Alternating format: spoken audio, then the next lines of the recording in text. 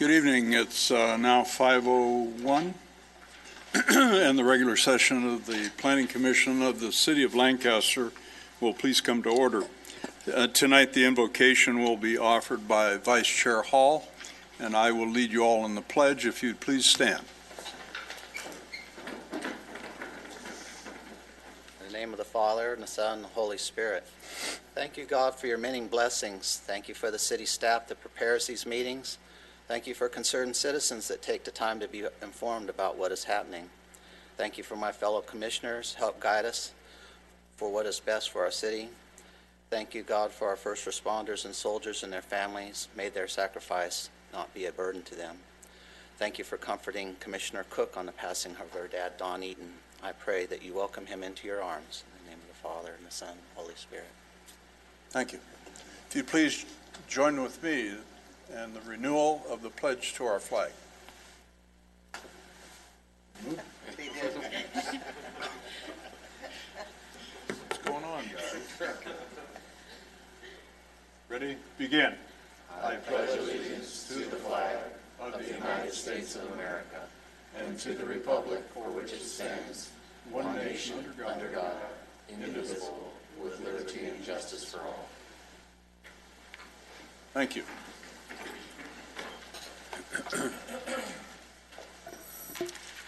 Have the roll call, please. Commissioner Diana Cook, absent. Commissioner Cassandra Harvey, Present. Commissioner Drew Mercy, Present. Commissioner King Moore, Present. Commissioner Sandy Smith, Here. Vice Chair Randy Hall, Here. Chairman James Bose. Here. We have a quorum. Thank you.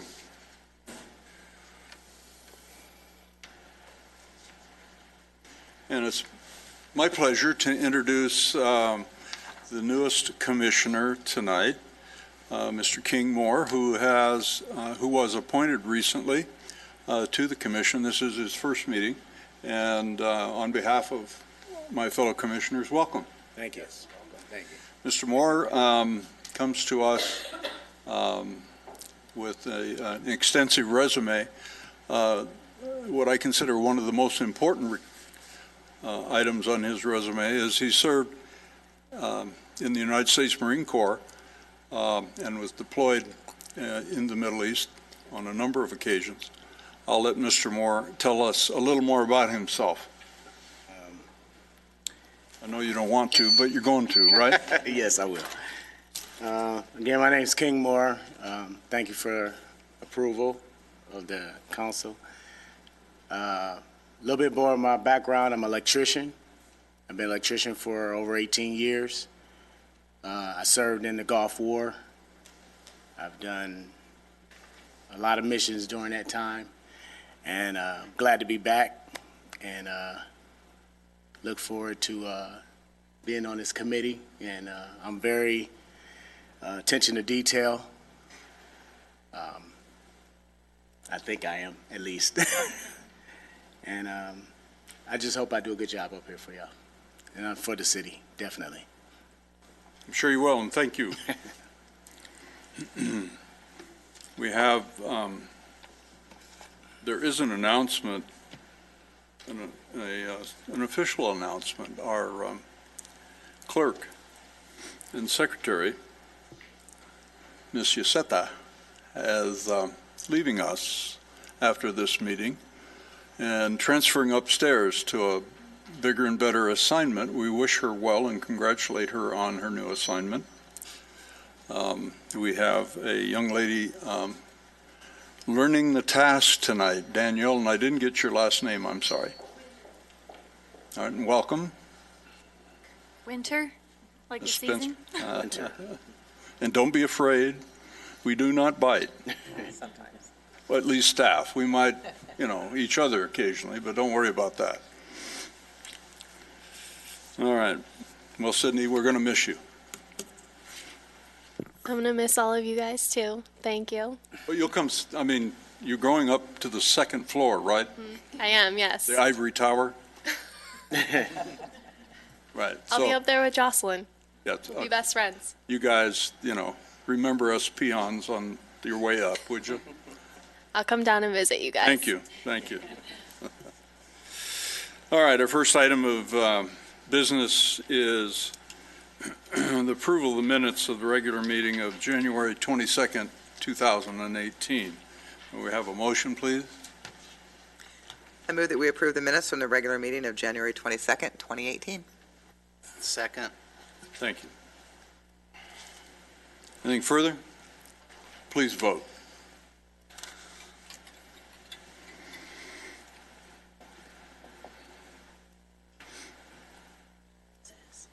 Motion passes 5-0, 1 absent. Abstention. Should be 6, right? No? King. Commissioner Cook is not here, so. Oh. What she meant to say is Oh, you abstention. abstained, okay. Yeah. I'm sorry. You weren't here. All right, very good. Thank you. Some of you folks have probably never attended a planning commission hearing, and just to give you a little background and let you know how the system works here, this commission meets generally the week prior to this meeting in a study session with staff here in this chamber. It is a public meeting. It is an agendized meeting. However, we do not deliberate. We interact with staff on a one-on-one basis, get our questions asked and answered quite often, and however, we do not deliberate nor do we vote on any matter. So when an item comes before us at the regular meeting tonight, sometimes there's extensive discussion, sometimes there's not. And oftentimes the reason there's not a lot of discussion is the question that individual commissioners may have had were answered at our study session. We also have received correspondence prior to the meeting, including what are considered uncontested letters. These are letters that applicants will file with the city indicating whether they agree or disagree with the proposed action and recommendations of staff on a specific item, and we've received uncontested letters from on item number 2, item number 3B, and item number 4. We did not, however, receive an uncontested letter on item 3A.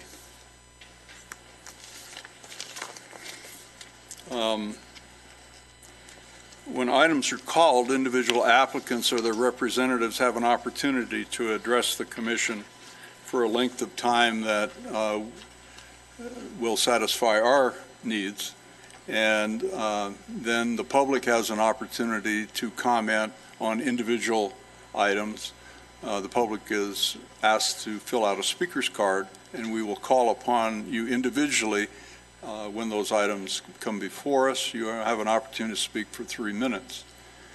Then the applicant would have an opportunity to rebut if they care to.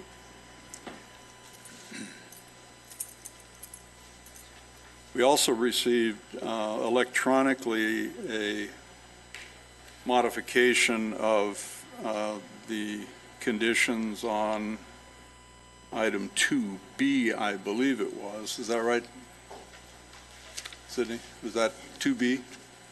3B. 3B? Right, 3B, okay.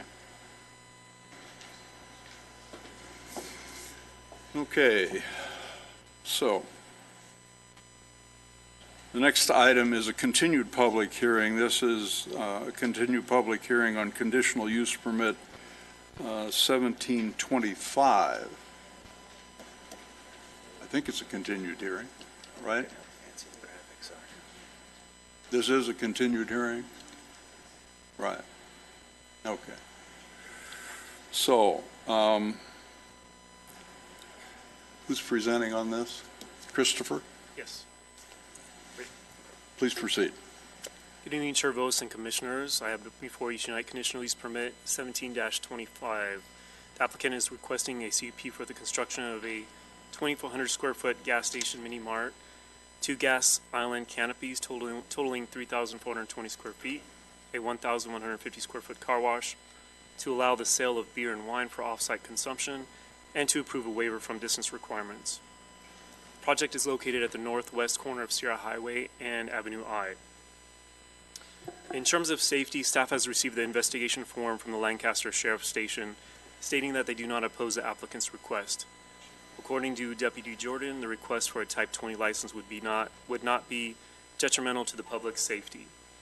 The operator has agreed to limit the display of alcohol to a minimum of 1% of sales floor area and must comply with a list of standard conditions from the alcohol ordinance for off-sale alcoholic beverage establishments. Additionally, the Development Services Director has the discretion to require on-site security in the future if necessary.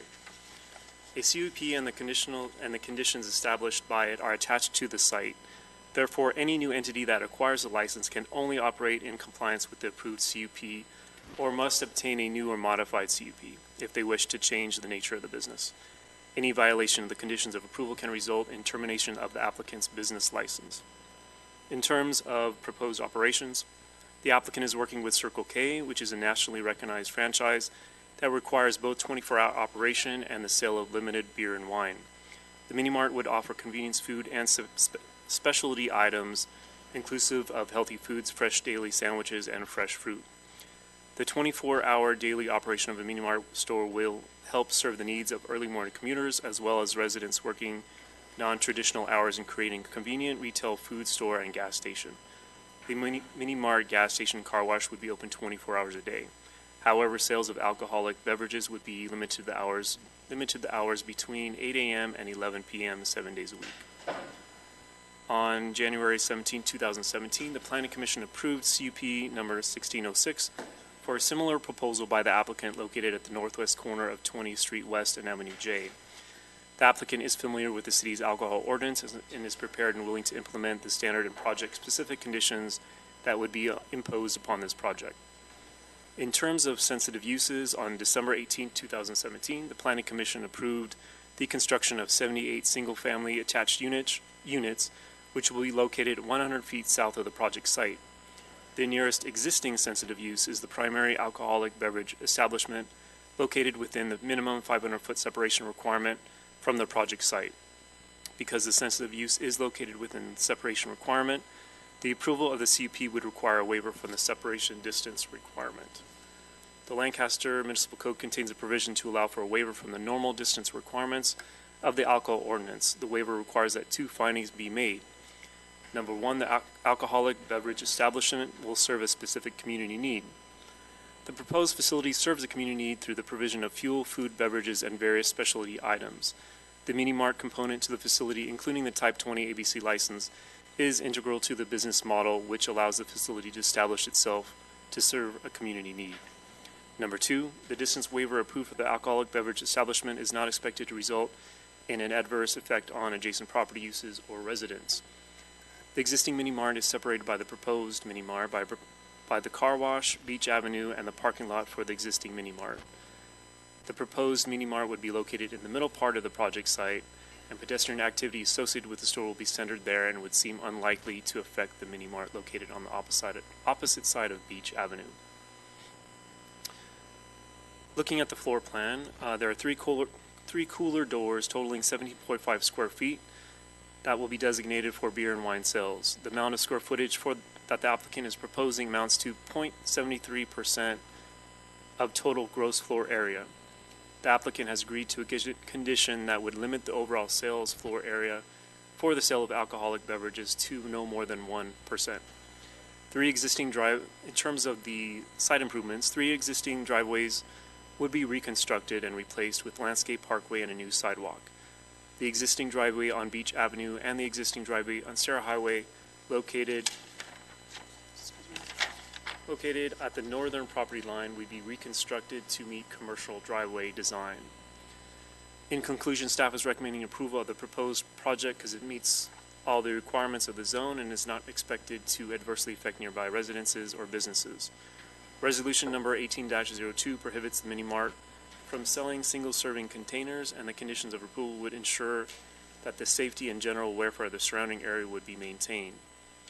proposed project involves a reinvestment in an existing developed site, replacing buildings that are currently in disrepair with a project that would enhance the appearance of the Avenue I corridor and offers additional services to the neighborhood.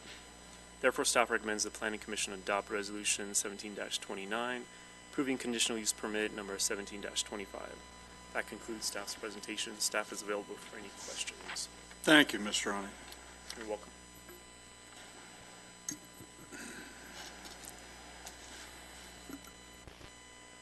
We have speakers on this item?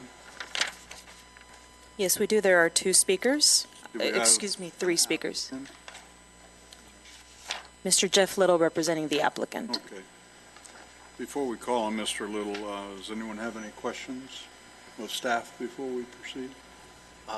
The page 57 on the staff report is the legend. It shows the sensitive uses of alcohol in the area. There's 36. Can you explain how ABC comes up with their methods for determining how many in a certain area? How many alcohol establishments in a certain area? That's not a city rule, is it? No, that's something that they determine. I'm not sure exactly how they determine that, but there's so many allowed per a certain area. And so this area is considered over-concentrated, I think by 2. And so there is, let's see, what's over here? Excuse me. So you're right, there are currently 4 active licenses within the track. And let's see. So basically, the ABC requires the city to make a finding of public convenience or of necessity. And that was part of, The gas and the food. right, in terms of the waiver, those two findings kind of coincide. And that's, we have to have the overconcentration of alcohol for 0.73% of floor space. Right. Okay, thank you. Anyone else? Nope. All right, may we hear from the applicant's representative, Mr. Little. Evening, and welcome. Chairman Bose, Vice Chair Hall. I'm here to answer any questions that anyone may have. I know Mr. Hull may have some. I know he has some concerns, but I know the applicant is agreeing to all the conditions set forth. It is a Circle K. It is the Circle K. It is going to be regulated by their standards and high standards that's set forth by their corporation. Beer and wine is an item that is part of their program, along with the dairy program, coffee program, sandwich program, like you've heard me speak many times before. The site is going to be cleaned. As everyone knows, what that site used to be as far as a car lot is being cleaned up. The whole corner will be revamped from Sierra Highway all the way back to Beach eventually. So it's there will be also for smart cars, there's going to be electric hookups as far as charging station, security cameras throughout the property. So I'm here to answer any questions that commissioners. You don't want to relive the June 19th hearing again? Chairman Bose, if you want me to, but I know you would. I don't You would take me particularly around back, want to, sir. no. I know you'd take me around back on something like that, but no, sir. I don't. We should Go let ahead. everybody in on the joke why that was. What's that? Well, we should let everybody in on the joke why that was Well, important. it's not, yeah. June 19th, the commission heard a similar application, which was, I'll be polite, convoluted, and ultimately denied the application because of the way it was presented, shall we say, for lack of a better description, at any rate. And the applicant then met with staff, reapplied, or I wouldn't say reapplied, adjusted the application to conform to the exhibits that were presented. So there's continuity now. And here we are today. Yes, sir. 6 months later, 7 months later, 8 months later, whatever. So it is in fact a Circle K Yes, sir. operating with mobile oil fuel. Correct. Great. All right. Thank you. Anyone have any questions? So last time we were in this situation, Jeff, we had, the question was, is why does Extra Mile go to have to have alcohol sales at their locations? And the answer that you gave was cheaper gas. So Extra Mile wants their communities to be nice, who are over-concentrated now. Why just 0.73% of their floor space do they have to have all these waivers? Well, you mean as far as why they want beer and wine? Because it's part of their program. I mean, I know, Commissioner Hall, we've talked about this in the past, and I know that a good example, when you mentioned Extra Mile right now has what they call a TPA. A TPA is a temporary price allowance. And the TPA is allocated by them buying all their programs and everything through certain distributors. For instance, it used to be in the olden days where we could go to Costco, we could pick up candy boxes, this and that, and cigarettes, whatever it may be, whatever sales of items. Right now, these major corporations are basically have their own warehousing and things that you buy from. Okay, and so when you meet those, the more you buy, the more discount that you get on items, which in turn gives you a reduction as possibly gas allowances or percentages of product. So most of these stores now are concerned on volume. They want to do volume.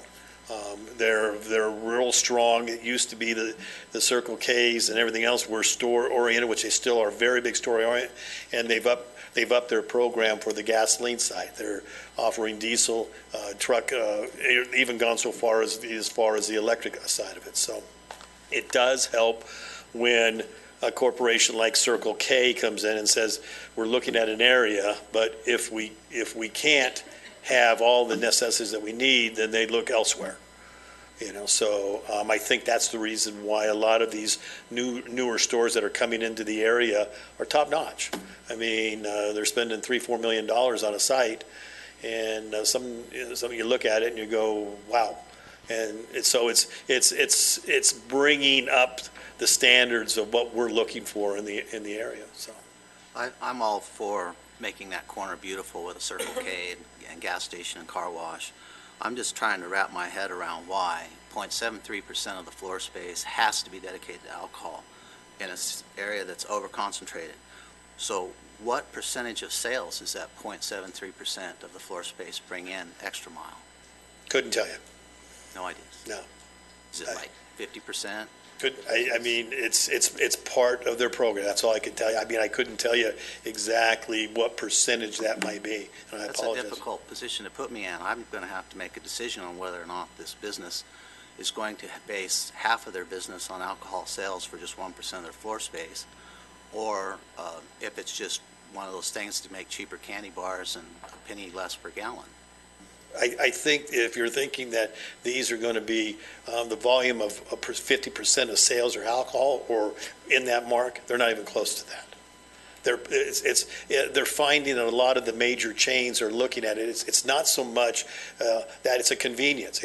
We've gone back and forth on convenience. You want to make it a convenience. If somebody's stopping in there and picking up a gallon of milk, a loaf of bread, and they want a bottle of wine or a packaged product as far as a beer, then they have it there. It's convenience more than anything else. It's not a volume.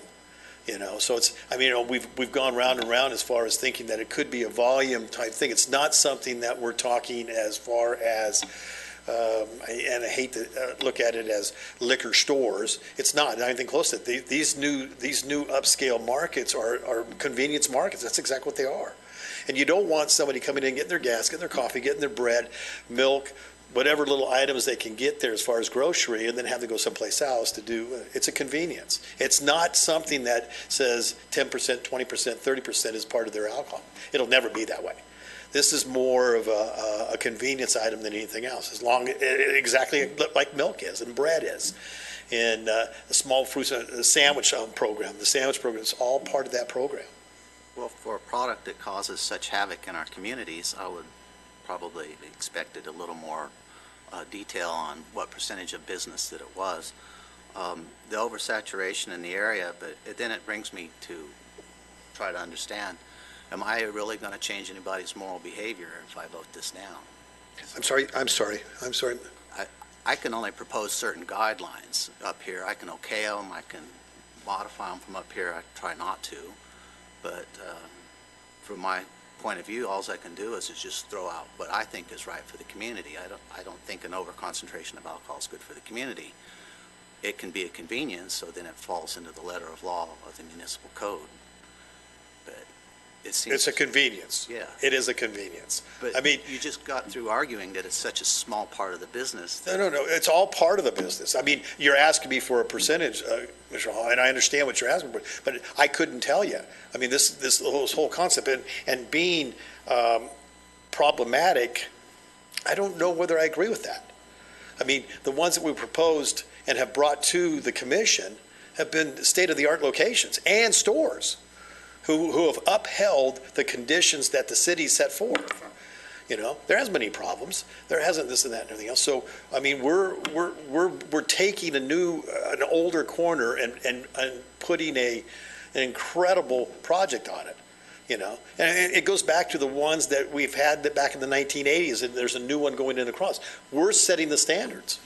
So the standards are coming up, you know, and the majors are incredibly, strict, and we've talked about as far as cleanliness, restrictions, people hanging around cameras, extra people on duty, to make sure those things fall into place. So I do believe it's a convenience.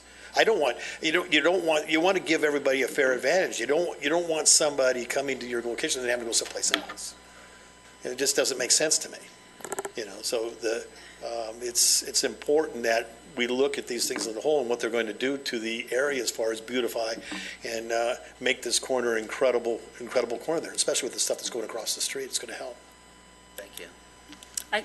Go ahead. Before you go, Commissioner Mercy, I just would like to interject one thing. You mentioned that guidelines that the city has put before you, but they've come with waivers. And oftentimes, it's a distance waiver due to the sale of alcohol. So it's not the actual ordinance that the city has laid out. Most of them have come with waiver, the need for a waiver. So I just want to make sure that we're correct on the record there. Yes, ma'am. So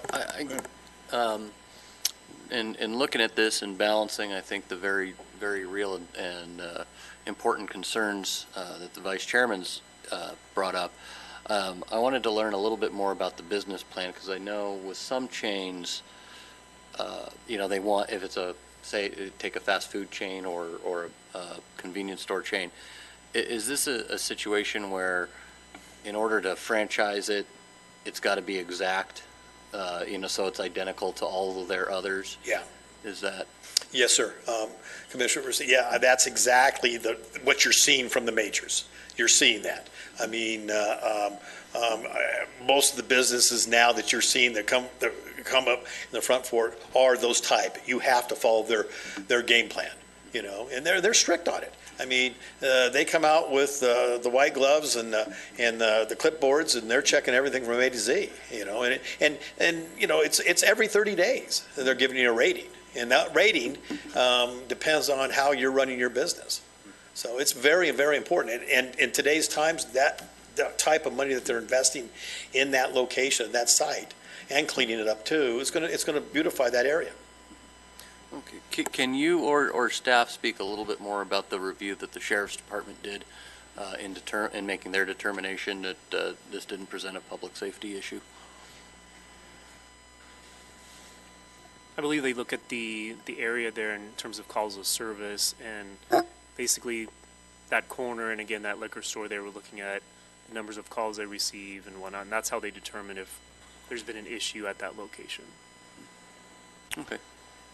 We'd also heard a report from Mr. Diorico in June, I believe, rather extensive, on the saturation of alcohol beverage uses within a radius, and that's one of the exhibits we have, right?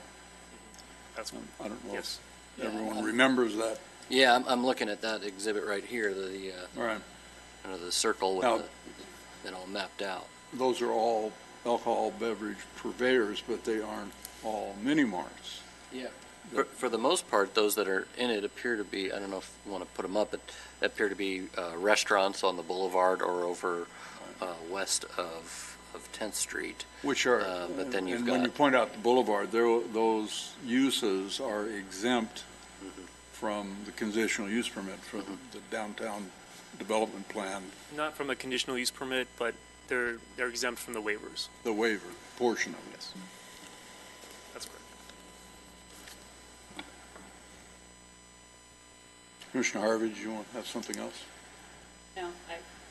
No, I just feel like that way too many times there are waivers that we are approving, and I'll speak for this commissioner.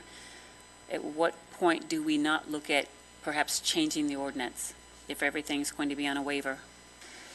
Well, if you want to ask the chair to agendize that portion of the ordinance for a future meeting, we can. Ultimately, we do not make the determination, however. City Council, as you know, Understood?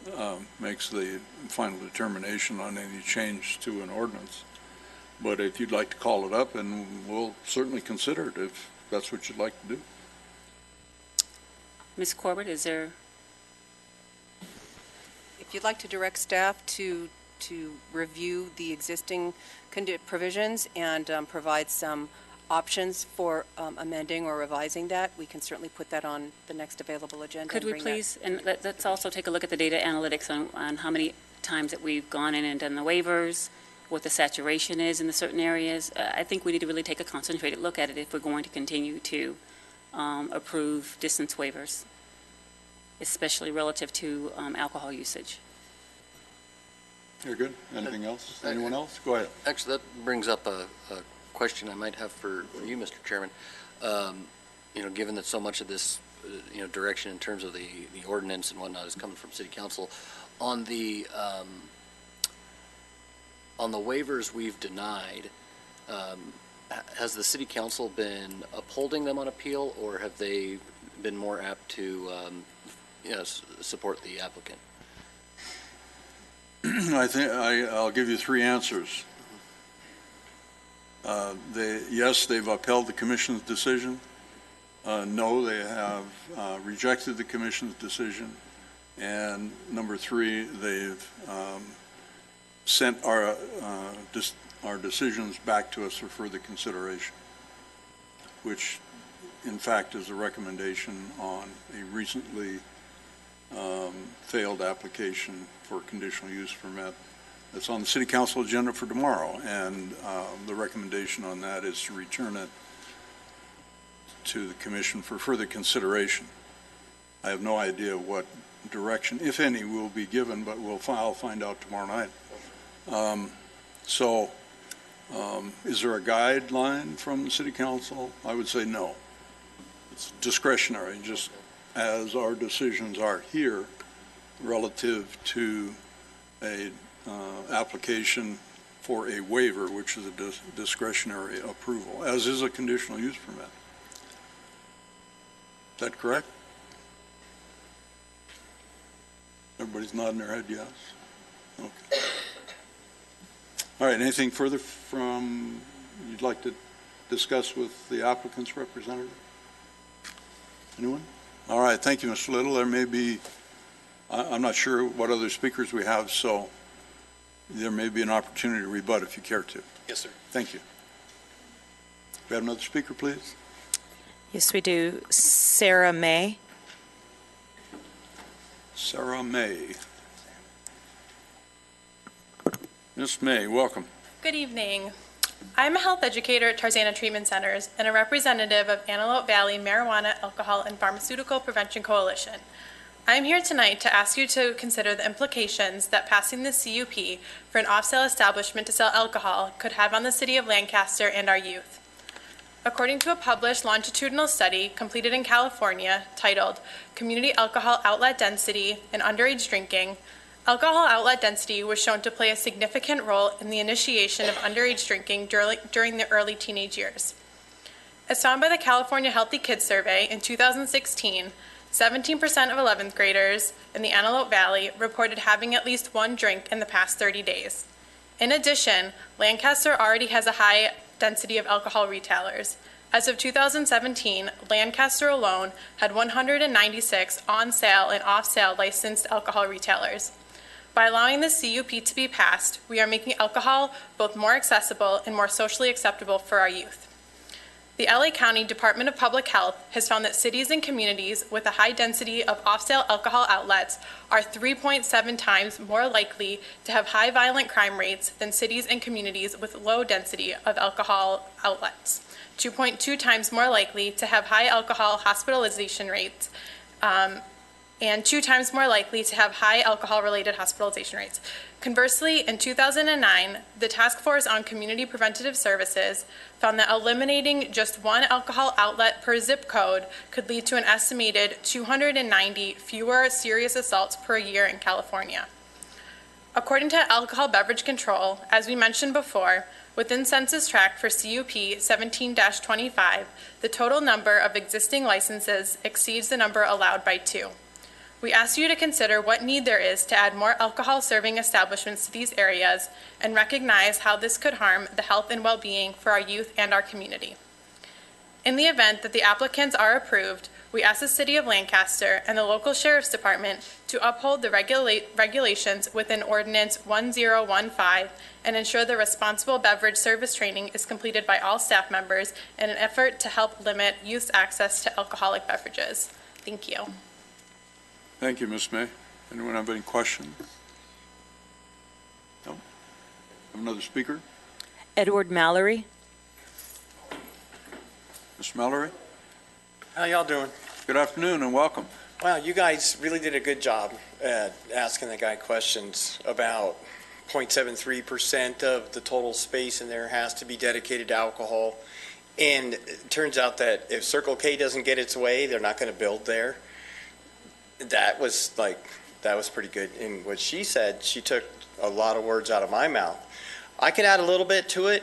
About a block from there is Mental Health of America, where a lot of homeless mental patients go there for assistance. And a lot of them don't medicate the way they're supposed to. And they wind up running around drinking and medicating themselves and getting themselves into a lot of trouble. I've seen it every single day. I live across the street from Grace Resources at Laurel Crest Apartments, and I see it every day. It's horrible. They walk into traffic, get hit by cars, and it's just horrible to see. And I don't think plus, on top of that, there's several kids that are coming and going to Antelope Valley High School and other schools in that area that are passing right through there on Avenue I. And, Lancaster Boulevard, Sierra Highway, and they're going through all of that mess. And then you're going to add another place where somebody can get alcohol and walk around mentally incapacitated on top of that. I feel bad for some of these kids that have to come and go. So I would like you guys to consider not passing that conditional use permit for the sale of alcohol. But I can understand what kind of pressure you might be under. Maybe I don't know what I'm talking about, because that represents a lot of revenue and upgrades. It's going to, make everything look pretty and nice streets and everything too. So please take that into consideration. I don't know if you could have any leeway with Circle K or not, but thank you for listening and have a good evening. Thank you for your comments. Do you have another speaker? That's the end of them. That's it. Thank you. Mr. Little, you care to rebut or no? One of the conditions, Mr. Chairman, that is a lot of majors are looking for is that every one of the employees have to go through a screening, plus they have to go on the local, learn how to card for people and this and that and everything else.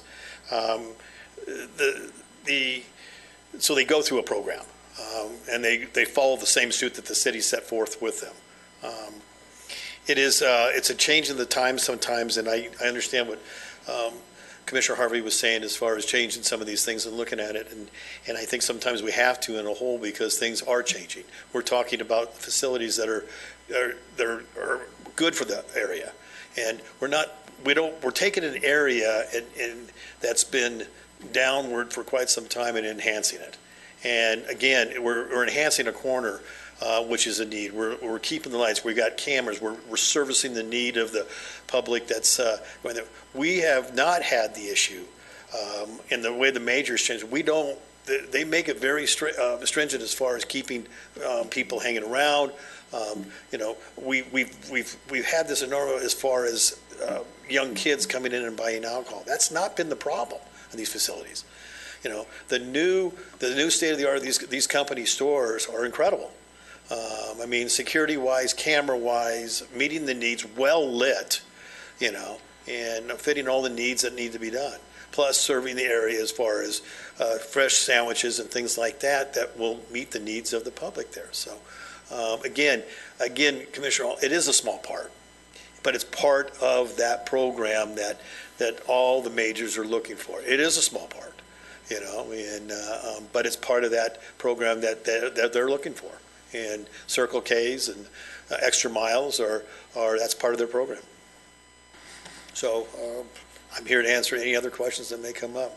You touched on the site cleanup, and we've seen the mitigation monitoring plan, the environmental reviews, and the cleanup aspects of this particular site. If this project doesn't go forward, a future project would have the same conditions placed upon it. That, what I call the Grubel property, I'm assuming Paul Grubel's Yes, sir. Mr. Grubel still, yes. Still Yeah. controls that piece of real estate. It's had many different uses on it through the years. Yes, sir, it has. As I recall, over the last 50 years. What's the status, and if I'm looking at this right, is there an existing billboard on it, or is that a new billboard? It's an existing. So it's proposed to be upgraded to an electronic board? It's Lamar would be, I think it's the Lamar billboard. I mean, that would be the ticket for that area, whether it's approved or not. Yeah, yes, sir. So I'll ask staff, what impacts, if any, or controls, if any, do we have on the billboard on this site? I mean, it's part of the rendering, part of the plan. We had suggested to the applicant to consider removing it, but because it's part of, the business plan with this property, that was pretty much out of the question. But I didn't know anything about kind of modifying it. I'm not sure what they. Yeah, that hasn't even been discussion as far as anything else. Is there wasn't there an agreement made in the city regarding billboard placement and removal and relocation and that years ago? Right, for new billboards, yes. Pardon? For new billboards. For new billboards. So if you, was it remove two and place one or something? It was that, and this one is not, they're not looking to put a new one, it's just kind of redoing the existing one. Upgraded. Upgrading, yes. So there's no objection within this application then, that if it's, is that a separate permit process? It's a separate process. It's a separate permit process. Right, yes. So theoretically, we could end up, assuming this was approved, if this project is approved, and the billboard's not upgraded, we could end up with a new $4 million project with a 1956 billboard. Potentially, yes. Doesn't bode well for me, but something to think about. But it really wasn't part of the consideration in the application. No, that would be separate, completely separate, yes. That's a revenue generator, obviously, in the landowner or whatever the arrangements are. None of our business, frankly, but whatever those are. A lot of times that's Mr. Grubel, Mr. Chairman, has that still set in his name, and the developer will end up having to inherit that, whatever conditions may are set forth or whatever. Yeah. You know, a lot of times it's not a real big revenue generator. It's Or maybe it will be. or it could be. Next time Yeah. somebody renews a lease. And then sometimes there's the lease agreements in place that they can't do. Well, they're all anything. leased, yeah. Yeah. But I just wouldn't want, assuming this project goes forward, I mean, one posing the question would assume that the project would go forward. I wouldn't want to see the existing condition of that billboard continue on that site. I mean, it just wouldn't be appropriate. But it sounds like we don't have much control over it. All right, anything else, members? Nope. All right, thank you, Mr. Liu. All right, no other speakers? No other speakers? Okay, anything further from staff? Nothing further. All right. All right, then, so without objection, we'll close the public hearing and consider a motion. I move that we adopt resolution number 18-02 approving CUP number 17-25. Thank you. May I have a second? Second. Thank you. Anything further? Please vote.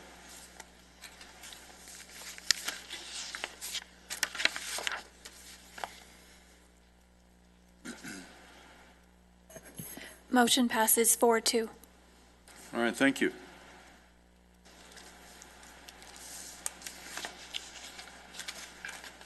Good luck with the project, assuming it doesn't get appealed.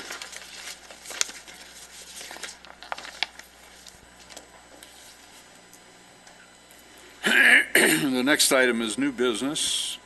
These are one-year extensions of tract maps. The first is item 3A. So without objection, the public hearing is open on 3A, which is a request to grant a one-year extension until January 16th, 2019, which I believe is the last statutory exemption for this project. Do you have speakers on this item? There are no speakers on No this item. speakers, all right. Anyone care to hear the staff report? Nope. All right, then. No speakers, no staff report? Anything from staff you want to add? Nope. All right, thank you. So without objection, we'll close the public hearing, consider a motion. I move to grant a one-year extension to January 16th, 2016, based on the findings contained in the staff report and subject to the revised conditions list attachment to resolution number 06-90. I believe you mean 2019, So what did I say, 2018? 2016, January 16th, 2019. 2019, yes. Second. Okay. Thank you. So just as a reminder to the applicant, whether they're here or not, one of the conditions in the general advisory is that the map, final map, a complete final map application must be filed within 180 days of the date of this project.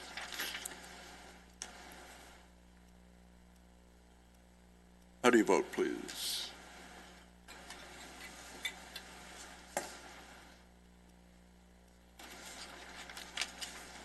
Motion passes 6-0.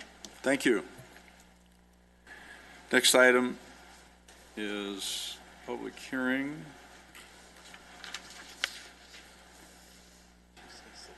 Well, operator error on my electronic device here. This is a public hearing on item 3B, vesting tentative tract map number 62925. The applicant for a one-year extension, which I believe is also the last extension, right? Chairman Bose, I'm going to recuse myself on this one. All right. My residence is very close to that site. All right, then. Thank you. This is the third and final extension. Do we have any speakers on this item? No speakers on this item. Speakers, all right. Anyone care to hear the staff report? Nope. All right. Anything from staff? Nope. All right, then. So without objection, we'll close the public hearing. Consider a motion. I move that we grant a one-year extension to January 17, 2019, based on the findings contained in the staff report, subject to the conditions list attachment to resolution number 7-08. Thank you. I second. Thank you. Anything further? Please vote.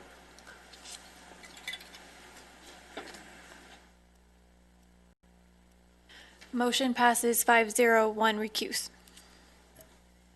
All right, Commissioner Smith recused on this. All right, thank you. All right, next item is new business item number 4, which is a conditional use permit 17-32. So without objection, the public hearing is open on this item. This is a new application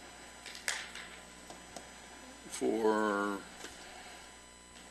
this conditional use permit for a new business venture. First of its kind in our city, apparently.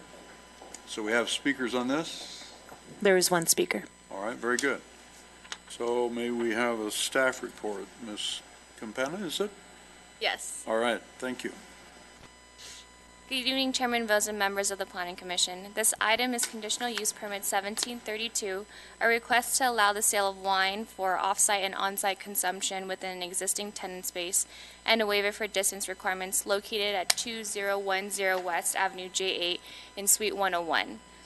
The applicant Complexity Wine would be operating within a 2,000 square foot tenant space within a multi-tenant building. They would operate as a wine lounge and cheese shop that would provide a full food menu, a variety of wines, and wine education where employees would educate patrons on how to cook with wine and pair wine with food.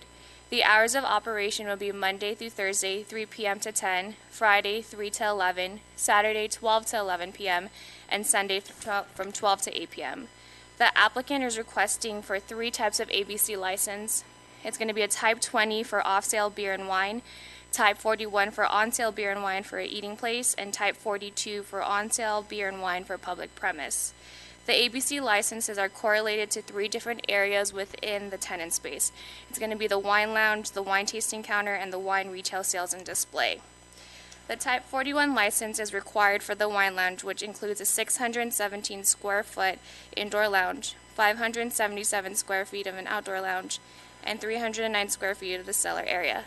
In the floor plan, you'll see that's highlighted in the light green. These areas will be operated as a full-service restaurant serving food and wine. The Type 42 license is required for the wine tasting counter where no food would be consumed. It's not really highlighted there because it's very small. It's only 17 square feet, but it is on the floor plan. And the Type 20 license is required for the retail sale and display of wine that would only use 5% of the total square footage of the tenant space, and that's highlighted in blue on the floor plan. The Shell gas station currently has an active Type 20 ABC license, which is approximately 109 feet away from the proposed use. Therefore, an approval of the CUP will require a waiver for distance requirements. Complexity Wine is not expected to result in an adverse effect on adjacent properties, uses, or residents. The proposed project is located within a multi-tenant building intended for commercial uses, such as eating and drinking establishments, retail stores, offices, and personal services. Properties adjacent to the proposed project are zoned CPD, and the closest residential uses are approximately 355 feet away from the proposed use. TownePlace Suites is also located between the residential uses and the proposed project that provides screening and obscures the view between the 2 uses. The applicant would be limited to the proposed hours of operation, and live entertainment would not be permitted. Planning staff has consulted with the Lancaster Sheriff Station regarding the project, and they do not anticipate the issuance of an ABC license at this location that would adversely affect the nearby residence facilities primarily devoted to the use of children, families, and the general public. Staff recommends that Planning Commission adopt Resolution 1804, approving CUP 1732. That concludes staff's presentation. Staff and the applicant are available for any questions. Thank you. Anyone have any questions before we hear from the applicant? And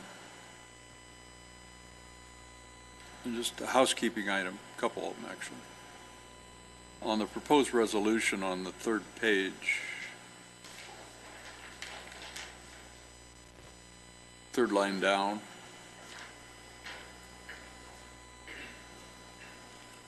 I think there's a preposition missing between sale and wine. Housekeeping.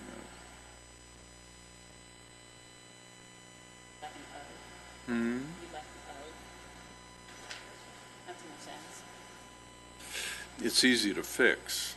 I just don't want to come back in tomorrow morning and have to re-sign the resolution if this passes. I'm going to get him a preposition. Anybody? We'll fix it before you sign it. Okay. I've got some questions of the applicant, and I'm assuming the applicant wants to address us, so the applicant is Tufts, Mr. Tufts, is it? Yes, Mr. Chairman. How are you? Good afternoon and welcome, or evening, I guess it is now, isn't it? Yes, sir, it is. Where'd you serve?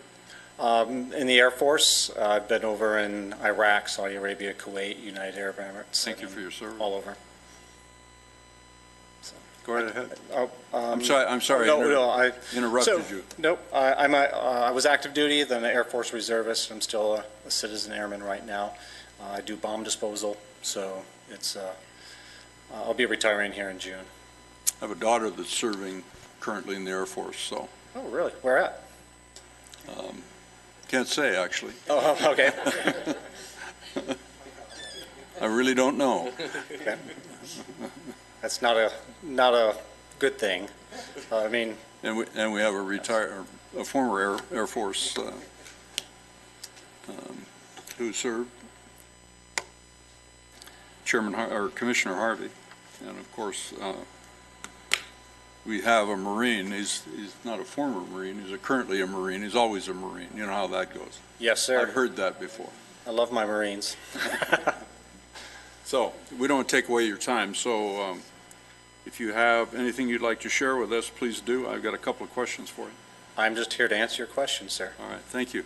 On the conditions, it talks about limiting the sale of bottled wine to nothing less than 350 milliliters. So I'm not sure of your business plan, but aren't there splits offered for sale and typically in restaurants? There are for sparkling and or champagne type wines, ports, but what we're serving are going to be from California boutique wineries, and they usually do not sell in those sizes. Okay, so the proposed restriction at 350 milliliters or less is not going to impact your business plan? No, sir, not one bit. Okay. Tell us about your business plan, just so we understand what you're proposing to do. Well, we're looking to bring to the Antelope Valley a fine dining establishment that serves wine, and actually it's more of a focus on the wine and food pairings. So we want to offer boutique wineries from California wineries. Basically, we're going to focus on California because it's such a great industry here. I think they have the best wines. That's my personal opinion. However, we will have wines from throughout the entire world, so you can compare, contrast, and even purchase them if you'd like. I guess for us, our biggest concern is to ensure that our guests are enjoying their time with us. They're not there to drink a lot of wine. They're there to enjoy the pairings. We offer small plates. We offer entrees. We'll have a cheese shop, which will go perfectly with the wine. If most people here have had cheese and wine pairings, they'll know how they work well together. So that's where we're going to do that. We're also going to have the tasting. How many times have you gone into a grocery store and looked around and thought, wow, what am I going to buy? And you look at the label, say, that's a cool label, I'll take that, go home, it tastes terrible. We're starting with 20. Our forecast is to go up to 40 different wines for people to be able to taste, to be able to select a quality wine to take home that will go with their meals. We will guide them through the progression of selection. So it's an education as well as an enhancement to the community. As well as, again, once you taste, you can buy, take it home, or you can sit in our restaurant, enjoy our foods and our wines. Very good. Sounds exciting to me. It is. All right, anyone have any questions? Go right ahead. So, Ms. Campana, how close, when we're looking at a distance waiver, what's the closest? I can't bring up the report on my iPad right now. So the Closest closest is 109 feet, I think. Yeah, the Shell gas station, which is approximately 109 feet. And the reason for the waiver in this particular case has to do with the off-sale portion of it. Taking it Right? off-site, right? I mean, that, Right. if I Taking it understand it off-site. correctly, right? It's considered a primary alcoholic establishment, and that's why there's that distance waiver for this. Okay, that's for this what I thought. project. Okay. Even though my guess is the portion of sale of alcohol beverage is not going to be primary. It's going to be more food than beverage, but who knows? The dollar value, unfortunately, will be higher for the alcohol based on the fact that the alcohol is much more expensive, or the wine, I should say, much more expensive than what you're going to find at a grocery store. We're like I say, we're looking at a sophisticated but not snobbish experience for everyone. So our bottles of wine will average between $30 to $40 a bottle.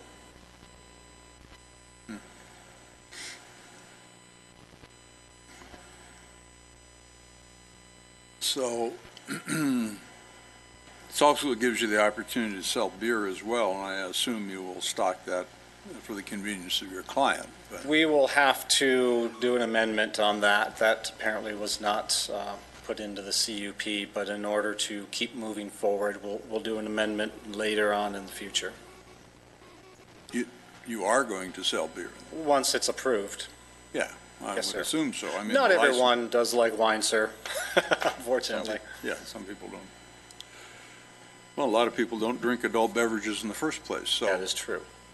they certainly will still be welcome at your store. Yes, definitely. All right.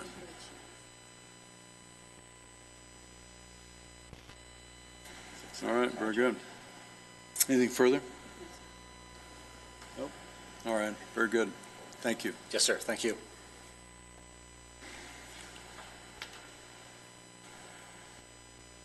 All right, anything further from staff? We have no other speakers? No other speakers. All right, Oh, I'm sorry. Yes, there is. we do. Desiree Tainatongo.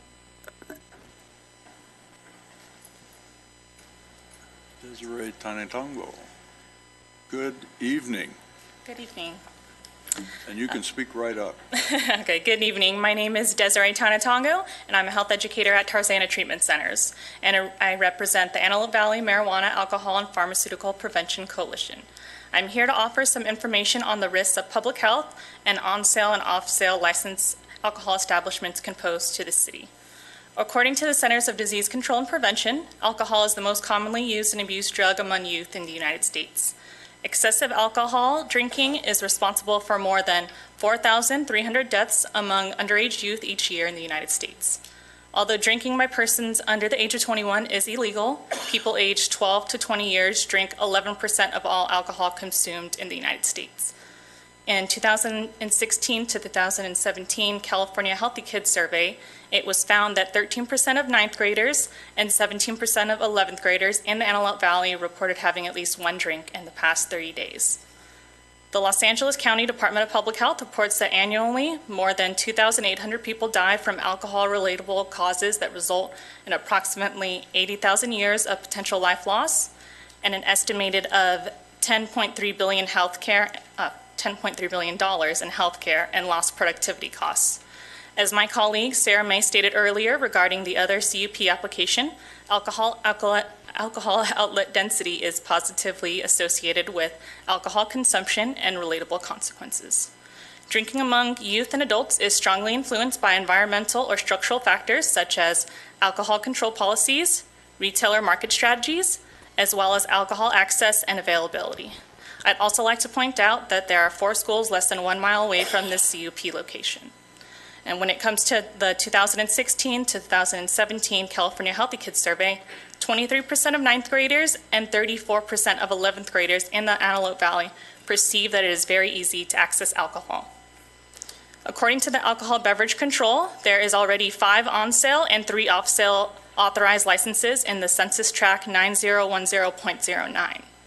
By approving this CUP, the act of consuming alcohol becomes more normalized for underage use, which can lead to higher prevalence of youth-specific accidents and crimes such as underage drinking, driving under the influence, alcohol vehicle crashes, death, petty theft, sexual assault, teenage pregnancy, and the transmission of STIs. In the event that these applicants are approved, we ask that the City of Lancaster and the local Sheriff's Department uphold the regulations within Ordinance 1015 and ensure that the responsible beverage service training is completed by all staff in effort to help limit the youth alcohol access to alcohol beverages. Thank you. Thank you, Ms.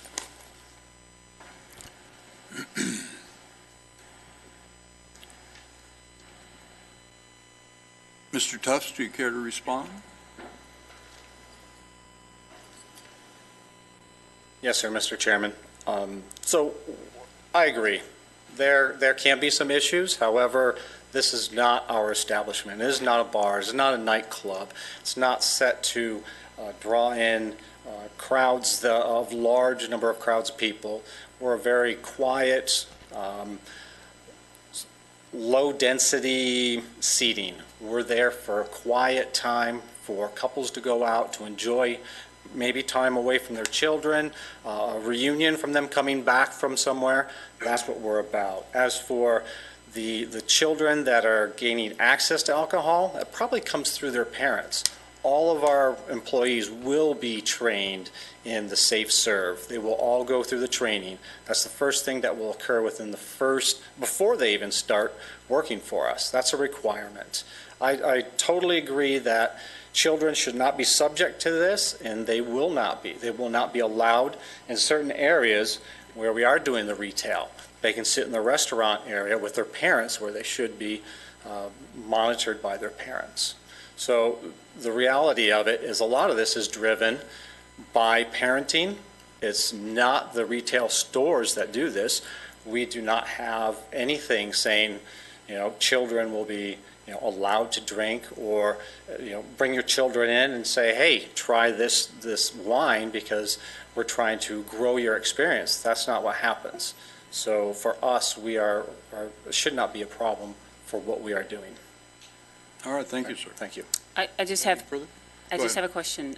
So from a density perspective and location, had you selected another area? Was there thought given for second, third choice? There were multiple spots that we looked at. This location has a good access and good view from the highway for that just immediate advertisement. The store space was very affordable. There was only one store in there, and there are currently, I want to say, 9 spaces. So we were able to negotiate a very good lease agreement, which also made it quite attractive. The space on the end made it attractive, allows us to have an outdoor seating area so people can enjoy sitting outdoors other than being cooped up. Yes, there were multiple spots were reviewed by the Vaughns on 40th. We also looked over in Palmdale, but we chose Lancaster.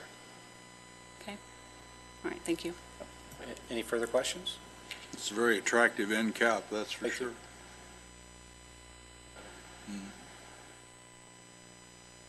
All right. Anything further from staff? Oh, all right, thank you.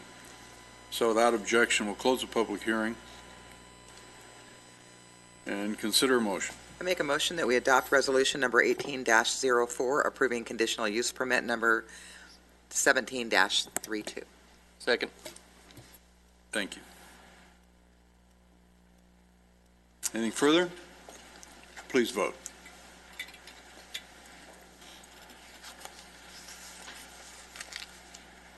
Motion passes 5-1. All right, thank you.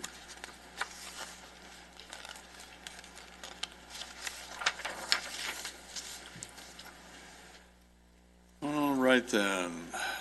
Next item is Ms. De La Cruz. There are no other items tonight. I just wanted to publicly congratulate Ms. Yaceta. We will miss her significantly. We have been giving her a hard time, but nonetheless, we are extremely happy for her and proud of her and of her accomplishments, and we'd like to officially welcome Ms. Winter, and we look forward to working with her. Thank you and have a good evening. All right, thank you. I forgot to mention to our last applicant and approval, best of luck with your new venture. When do you expect to open? Middle of May.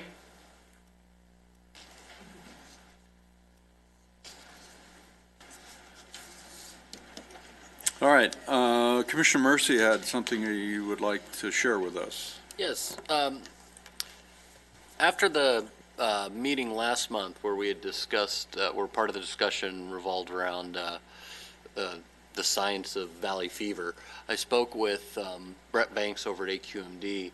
As I had heard, they had had a presentation on valley fever, the causes, and they had by I think it was a representative from LA County, and he sent me over the PowerPoint for their presentation. It was about a 20-minute presentation. He mentioned some other resources, an institute connected with Cal State Bakersfield that Congressman McCarthy helped start in dealing with and researching valley fever. And I thought it might be helpful to us and the public, perhaps if we reach out to Brett and invite and see kind of what they did for their presentation and perhaps have something the same to help our education as well as the public's determine, the real facts surrounding that and what we need to be looking for. Great. So Terrific. that was my idea. That'd be considering the projects that we previously approved and what potentially could come forward. I would encourage staff to see if we can get it on calendar.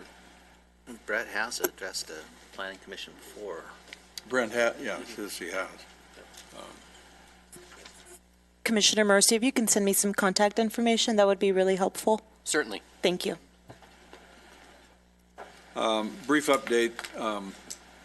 As you all know, Vice Chair Hall and I have been meeting with various stakeholders on what's called the Community Benefit Program. We've been meeting with representatives of the development community, city staff, organized labor, and we're about maybe 1 or 2 meetings away from finalizing our meetings and preparing a draft ordinance to share with the commission and conduct public hearings on. And then ultimately, assuming we decide to make a recommendation to the city council, we would do that. So that's just wanted to give you an update on the time that Vice Chair Hall and I have been spending on that little project. Actually, we're a little behind schedule. We anticipated being done sooner. However, we had some various conflicts on scheduling with this mass of people and vacations and otherwise. So anyway, we'll have at least 1 more meeting, possibly 2, and then wrap up our work with the stakeholders and then be bringing an item back to the commission probably in no sooner than April, maybe May. So anyway, and thank city staff for assisting us as you have with the effort. Certainly, it's been challenging, shall we say.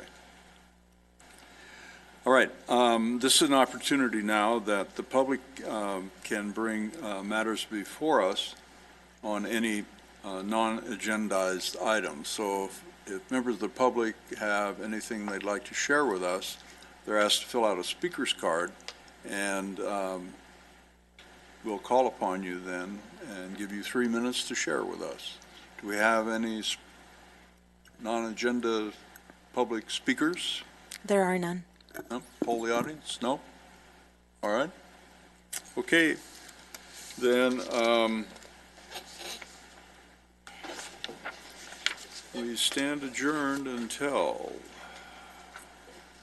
our special meeting for agenda review here in these chambers on Monday, March 12th, 2018 at 4:30 p.m. Thank you all, and thank you for your good work tonight.